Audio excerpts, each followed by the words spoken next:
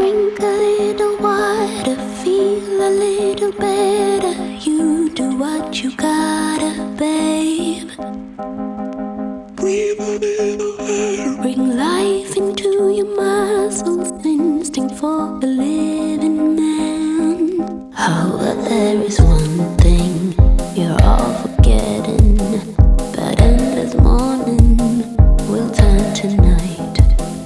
And when you're dreaming, you will be seeing a little demon dancing around. Hey, what's up guys? My name is Josh and this is the Monoprice THX AAA 887.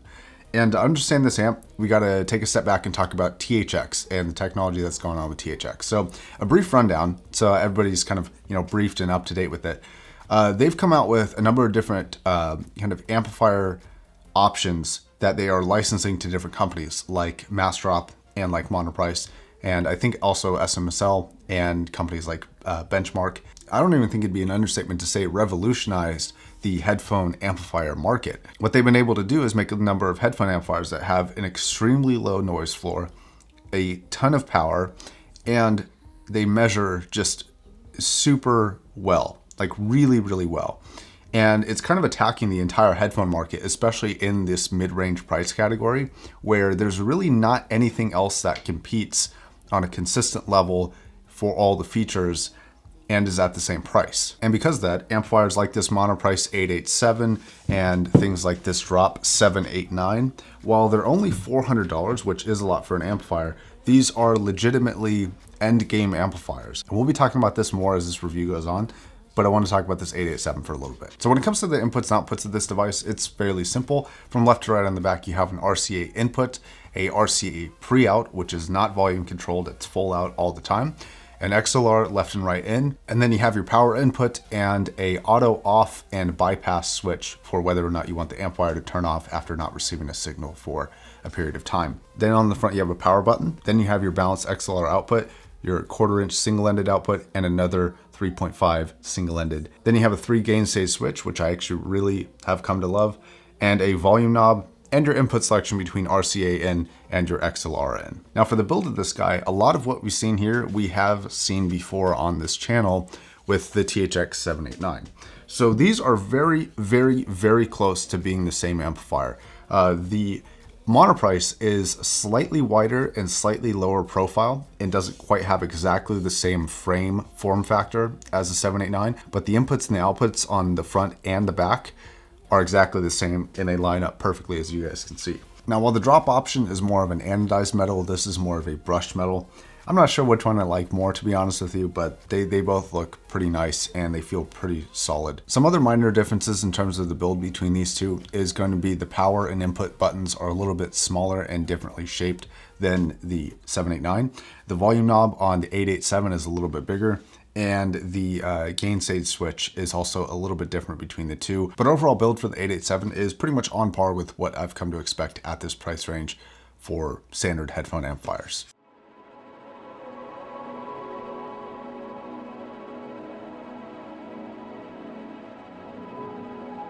So some subjective listening tests here. I feel so far out of my realm of capability that it's not even funny. The measurements for this thing are ridiculous. So I do think the 887 outperforms the 789 for measurements just slightly, but the measurements for the 887 in terms of the total harmonic distortion is 0.00001%. And I think the 789 measures really close at 0.00003%. So it's real close. So I imagine it goes without saying, but I cannot tell a difference between these two.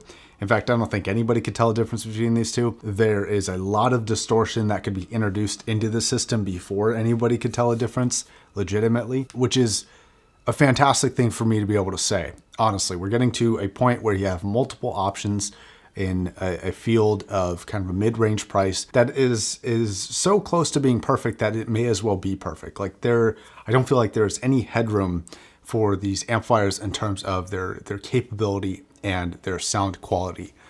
It's more just an addition of features and making DAC amps, which I think is where the market will go in the next 5 to 10 years. And I'm very excited for that. But honestly, even if tomorrow somebody comes out with instead of 4 zeros, they have 6 zeros and then a 1, I don't really see a point in upgrading because I already can't tell.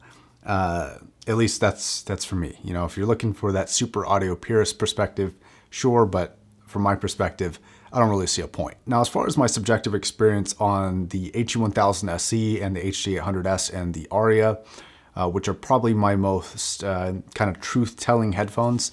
Again, between these two, I can't tell, but what the general sound signature is like is completely uncharacteristic. But I mean that in kind of the best way possible. There is no kind of features to the sound that pulls you out of what the headphone itself is able to do. There's no draw or lean towards being warmer. There's no odd placement of instruments or added width that something like tubes would afford you. There is just pure raw performance. The bass response, the speed. This is a kind of a truth-telling amplifier. And this is because it will sound exactly the way that the music is presenting the sound to be. So if it's an unpleasant, harsh mix, this amp is going to show that off. If it's a smooth, warm mix, this amp is going to show it off. And it doesn't really have a specific type of music that it works well with. It just is pretty much a flawless performer. So while I find the characteristics of the amplifier to not really be there, how I would compare them to other amplifiers, both the 789 and the 887, two other amplifiers in the market, is everything feels extremely clean and very, very fast, good dynamics, and the placement of everything is far more specific than a lot of other amplifiers in the market. So just for a comparison here, let's take the Asgard 3. I reviewed that a while ago. It's a $200 amplifier, and it sounds great. As a $200 amplifier that's single-ended, that has as much power as it has, it sounds awesome. Doesn't compete with this though in terms of the totality of your sound experience. So if I were to compare those two though, I would say that the Asgard has a little bit of a glare.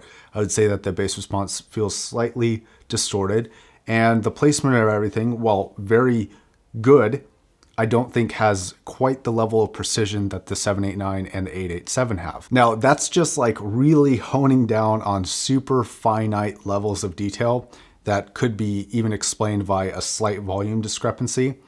Some of those things could be definitely user error, but that's kind of how I would lay it out. And the Jotunheim is a great amp for $200. Like it's a phenomenal amp for $200. Really good bang for your buck. But the 887 is just another beast entirely.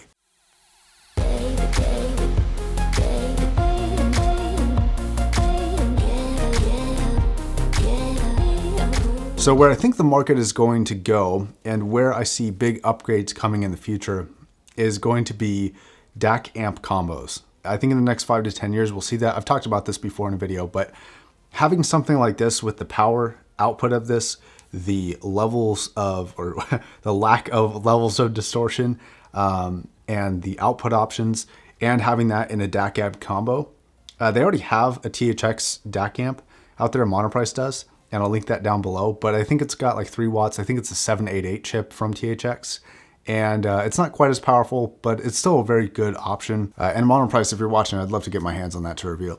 So that is the first of what I assume is going to be many DAC amps like that. So when we get a combo that's like 6 watts at 32 ohms, has a great DAC in it, maybe even Bluetooth, maybe even built-in streaming options like is on the iFi IDST Pro, like that is gonna be like total endgame, especially if it comes in at like a sub $1,000 price tag. Like that is going to be a DAC amp to beat DAC amps.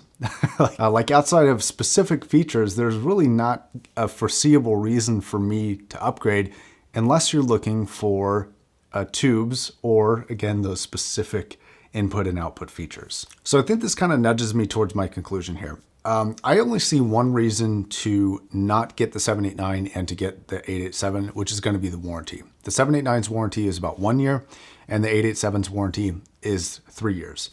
So pretty big upgrade in terms of the warranty. Same price, same power, slightly better specs with the 887, although I think we're at a point where it doesn't really matter that much, but still better specs. And there's only one reason why I see to get the 789, and that's going to be form factor if you have other matching drop amplifiers or something like the Arist R2R DAC, which is not the DAC I was using to test actually.